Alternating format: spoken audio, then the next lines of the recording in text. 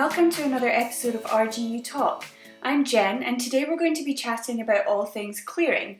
A word you might hear a lot over the next few weeks and months, but what does it actually mean? Do we even need to know what it means? Well, if you've already made an application to university, or maybe you're just thinking about applying, or maybe university hasn't yet been on your radar but you want to find out if it's still an option for you, then do keep listening.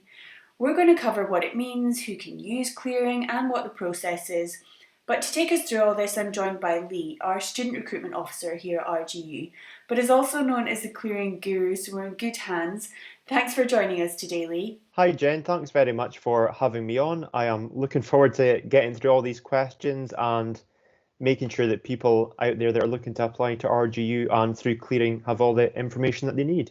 Spot on. So as you say there, we asked you to send in your questions. So we'll be putting these to Lee and fully preparing you for what can be an anxious time if you don't know what options you have. So we're here to really try and help make your summer memorable for all the right reasons. So Lee, we've got lots of questions to get through in this episode. So we'll start at the beginning. For anyone listening who maybe hasn't heard of clearing before, what is it and why are we hearing about it at this time of year?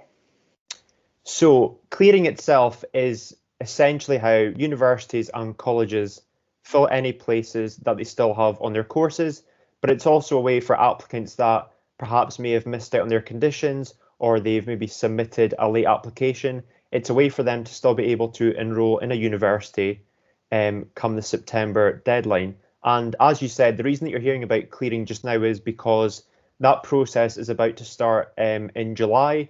And that's also sort of when the results come out on August the 10th for both the English schools and for Scottish schools. So within that sort of 2.5 month period, that's when universities are looking to help students out, get them onto the course that they'd like to get into and to get them on their university journey at the same time. Great, and I think you touched on it a little bit there, but maybe we can just recap as well. So who can use clearing? There's sort of 5 different ways that you can go around it. If you've applied after the 30th of June, you will then go straight into clearing. However, if you maybe haven't received any offers or there's any offers that you don't want to accept, then you will then be you'll be entered into clearing, or perhaps you haven't met your conditions of the offer, so then you'll be put into clearing. If you've also paid the multiple choice application fee, so you've paid your £26, then you'll also be entered into clearing. So if you are someone that did initially apply with the £22 option of a single choice, you'll have to pay that extra few pounds on top to get into clearing. Or lastly, if you have declined your firm place using the Decline My Place button on UCAS Track, you would then be entered into clearing as well. And do all universities have places available through clearing? So I would say it varies year on year. Some universities, on some occasions, they might have some courses that are full after that January deadline. However, some universities might have some spaces left on courses and they're able to offer some places through clearing. Again, it varies year by year. The best place to look is to just keep checking these university websites and seeing what courses come up each year through clearing. So for anyone who is awaiting their results, what can they expect on results day? And how do you know if you're in clearing? So if you are in clearing, you will essentially, it will say on your UCAS track that you are now in clearing, and that is essentially you on your journey through clearing. On results day, for example, if you unfortunately haven't met your conditions, then you'll see that you currently hold no offers, so you'll be into clearing. And since last year, there's also a new option on UCAS, so you'll be able to use Clearing Plus. Is it's a new way to do clearing, because traditionally it was always the case you would phone up the universities themselves, explain your situation, give them your clearing number, your UCAS ID, and they would be able to talk you through the courses that are available. Obviously, you can see that on their website, but this year, Clearing Plus allows you to be matched to courses that you might be interested in. So there'll be an option to press My Matches on UCAS Track, and that will give you the top 50 courses that are available through clearing. They're more relatable to you, so it depends obviously on the course choices that you've maybe done previously. It depends on the subjects that you've studied at school and just on the information about yourself. So you'll get 50 choices, 50 ideas of the courses that you could potentially study. And if you like what you see, so if you like one of the courses, press interested and the university may call you, and then you will go through the process there where they'll talk you through the course and perhaps give you a verbal offer over the phone, and then you can then input the course details on UCAS Track, and sort of a more seamless way to do things rather than having to worry about phoning up each university where they can get in contact with you. Okay, so I think that's really key there. So if you're going through Clearing Plus, you can match to courses that may potentially be of interest to you. And if you click that interested button, the university contacts you. So there's nothing further that you need to do at that point. So the university, yeah, they can maybe call you, and furthermore, that you can still apply on the traditional method. So you can still apply yourself by taking the initiative and phoning up the universities. There's no sort of one or the other. It's up to you which method you'd like to use, or if you'd like to do a bit of both, because you'll still only be allowed to input one choice when you press add a clearing choice on UCAS track. Great, well, lots of options available for us there, which Absolutely. is great. Okay, so I've logged into my UCAS track and see that I haven't met my conditions of my original offer and I need to go through clearing to secure a place at university. So what should I do next? Best thing to do for the first place is to maybe get some advice. So you've maybe got your school advisor, so your guidance teacher, and usually the schools are always sort of, there's a hotline available on results day, or you can contact your careers office or Skills Development Scotland. However, if you've applied independently, the best place to go is to go straight to the universities themselves. So RGU will have a clearing hotline, but also UCAS have got some advice helplines too. You can see what courses are available then using the website. So you can go on to UCAS itself or the RGU website. And I would say keep checking, keep refreshing the web page, because they get updated maybe on a daily basis or every few hours. But also maybe consider some different subjects. You don't have to be committed to sort of studying a similar subject. If you see something that you like and you've got the grades, then the next stage is to just talk to the universities themselves. So when you phone up, they'll usually ask for your clearing number, which you can see in your UCAS track when you log in. They might also ask you for that UCAS personal ID. You'll have a quick chat with them. They'll ask you maybe, they might ask you some questions about what you got for your exams, just as they're trying to log in and see sort of your results through their side of things. And the last part of the conversation is essentially asking if they'll accept you. And hopefully it's good news, and you'll then be able to add that choice on UCAS track. You touched on it there, but what do you need to do to apply for a place through clearing? So you mentioned there that you would need a clearing number, is that right? And where would you find that? So if you are into clearing, the first thing you'll do is you'll log onto your UCAS track, and then the first thing you'll see is there'll be an option. It will say you're in clearing, and alongside that you will have your clearing number. So it should be available to everyone just on the first screen that you see once you log in. And if you're just applying for the first time and you don't have access to UCAS track, what would you do in that instance? So the good thing is that you can still apply through UCAS, and you will probably need to for any sort of UK undergraduate application at that stage. However, you'll go straight into clearing. So you will have to, you'll sort of bypass that sort of 5 choices that you would initially have, and you'll go straight into clearing, and it'll be the maximum of 1 offer at each time. So you won't be able to have your 5 choices that you usually would. It will just be that 1 offer at the time. We've set the scene a little bit there, and I don't know about you, but I'm feeling much more confident about what it is and what to expect. We're now going to take a look at some of our listener questions. So we've got quite a few to get through, so we'll jump straight in.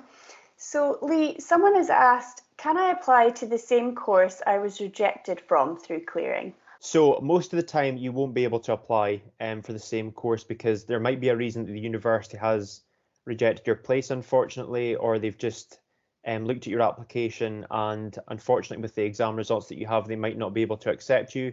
You might find on results day that if you haven't got the grades that you were looking for, there is still an odd chance that the university might still accept you. However, you're going to have to wait and see until results day on August the 10th as to whether you've been accepted. But for the majority of the time, if you've been declined a place, there is a big chance they will not accept you again. However, if you would like to ask that question, phone up the university, talk them through it and see what happens. But it's not like a one-size-fits-all approach. It would vary by each university. And I think it's really important, something you mentioned earlier, that although you might not have been accepted for the original course that you had applied for, when you phone that university hotline, they'll be able to recommend similar courses that you maybe haven't thought of, but actually they have similar modules. So it's always a good idea to speak to the university and explain your situation, and they might be able to give you some advice on a similar course that can set you up for your future as well. Okay, next question. What if I'm on a gap year? Do I apply through clearing this year or wait until next year? So if you're on a gap year, again, it's up to you. It depends on obviously your personal circumstances. We would always recommend, if you're planning on even going on a gap year, to try to do a sort of dummy run through UCAS in your final school year. However, if it was sort of a spur of the moment decision and you have gone on a gap year, there's lots of advice available. If you phone up the universities themselves, they will be able to talk you through the process, go through how you would create a UCAS application. They might ask you to also give UCAS a phone, and they might be able to talk you through the process or sort of speed your way through the application. However, if you are planning on sort of accepting an offer from a university, it's always important to make sure that you're sort of committed to going in that September, because sometimes a deferral can be granted, but again, it's not a one-size-fits-all approach. So we'd hope that you'd like to sort of join the university that September and get on that journey to getting towards your degree. So someone else is asking, if you've added more than one clearing choice to track, what happens next? So the main thing when you're actually going through the UCAS system is that you should only ever be allowed to add one clearing choice at a time. However, there is nothing stopping you if you currently hold no offers, you could be on that UCAS search function, or you could just have phoned up a few universities and they might have gave you a verbal offer over the phone for 3 or 4 different courses. Again, you would have to decide probably fairly quickly which one, because you can't sort of add maybe 4 clearing choices. It's only ever one choice.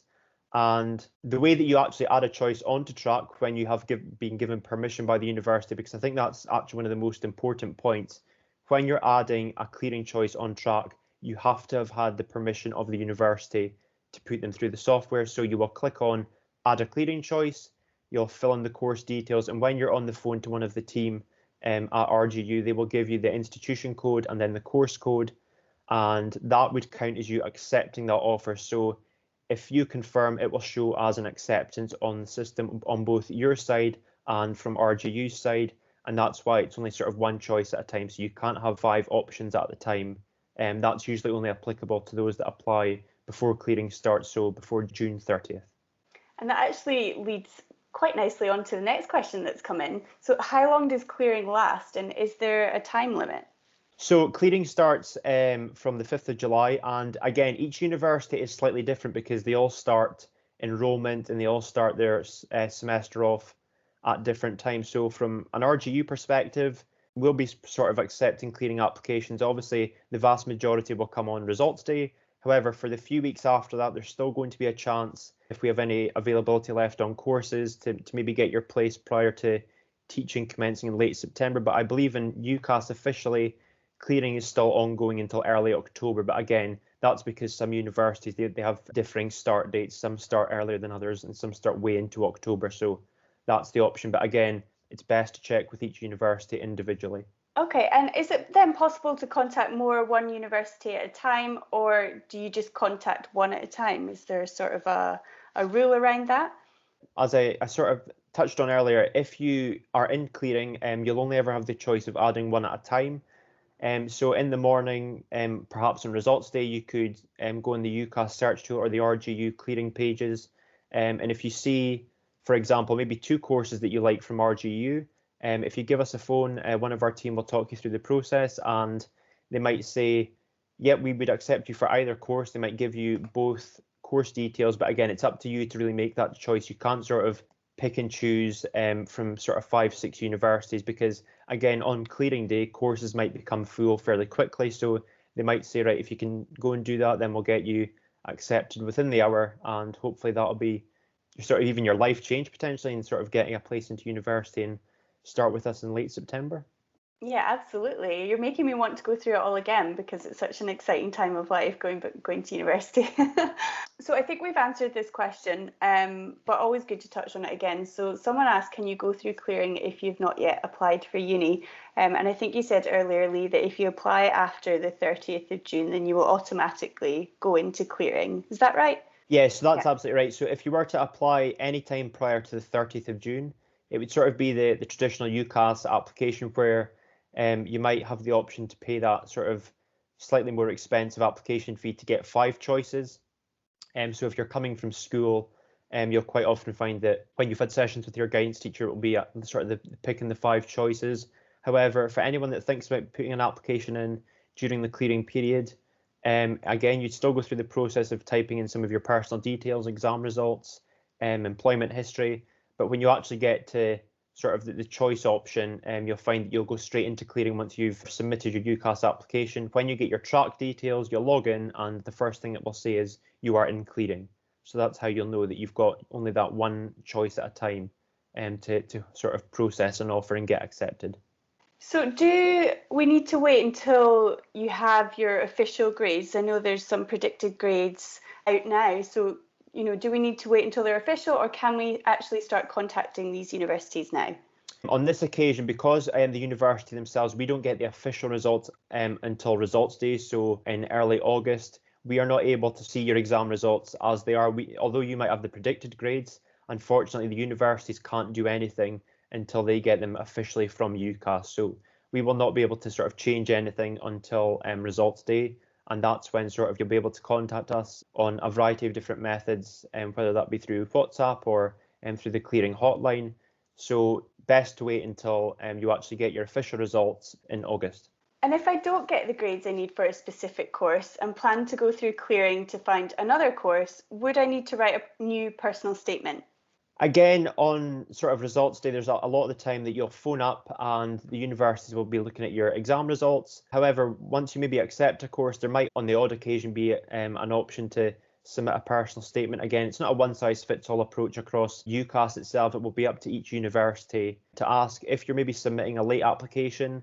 And they might also ask you to submit a reference, but they won't be maybe needing that within the hour, and they'll give you some time to get that organised. But as long as you, for example, if you are a late applicant, it's more about just getting your application processed, pay your fee, and then once you get straight into clearing through the UCAS track details that get emailed to you, anything that comes after that, like a reference or a personal statement, you can do that maybe in the days after. Usually on the day, we'll just be looking to sort of accept you or give you more advice at that point.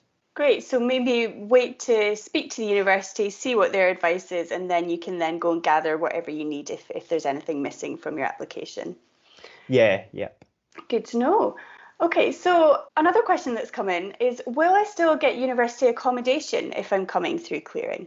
I mean, absolutely. A lot of the universities, again, it's not really a one-size-fits-all approach, but the good thing is that on these results days, there's always the chance to speak to our accommodation team, and at RGU specifically, they're available to speak to on a live chat as well, and that you can access on the accommodation section of the RGU website. I know that from an RGU perspective, that since I've started working here, I've never known a student that has not been able to get a place in one of our accommodation sites. Some obviously will become maybe more full than others, but we'll always endeavour to find you a place in the accommodation. Yeah, and hopefully that helps to put some minds at ease, because obviously if you're moving to Aberdeen, you will need somewhere to live. So yeah, great to hear that there is still the option of having university accommodation. And Lee, let's just recap a little bit there. So you mentioned best to get in touch with universities on the results day. How can people do that? What's the best way to get in touch with RGU? So the best way to get in touch with RGU is, I would say, to pick up the phone and give our friendly team just a call and say what your situation is, and then they'll be able to help you out as much as we can. However, there's also the chance to speak to us through WhatsApp as well, usually on results days. But again, there's also, prior to clearing starting, there's always a lot of chance to get in touch by email, even to start maybe giving a call to the admissions team, especially on results day. The phone line's usually open fairly early, so you've got a chance to speak to one of our team members there. So that brings us to the end of our questions, Lee. We've covered some great topics there and some really helpful advice and things to bear in mind. So let's recap some top tips. Remember, check out the UCAS website to see what courses have places available through clearing, and do your research, and you can start doing this now.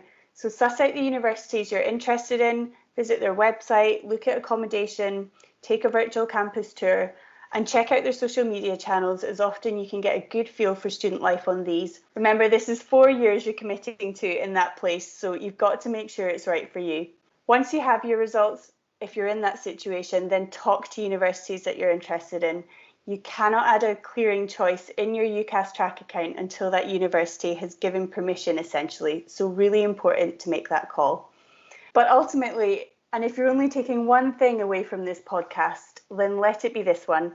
Remember to look after yourself. Results day can be a really stressful time, so do look after your well-being. If you're feeling overwhelmed or unsure of what options you have, there is always someone to talk to. And whether that's someone close to you or a university's admissions team, or there's online support available as well. And Lee, you've got a couple of websites that we should recommend. Yeah, so UCAS themselves this year are recommending a few places that young people can go to just to look after their well-being during clearing. So the Charlie Waller Memorial Trust has got some fantastic practical advice on how to manage anxiety and stress around this period. And alongside them, there's also the organisation Young Minds, which has got advice for young people who are dealing with disappointing exam results and general exam results anxiety. So two fantastic places to go for support. So Lee, thank you so much for joining us and for all your helpful advice on clearing. Thanks very much for having me on. Most importantly, thanks to everyone for listening. We also have lots of information about clearing on the RGU website, so you can head over there to find out more. I really hope you find this useful, and to anyone receiving the results in the coming weeks, then best of luck. Thanks again.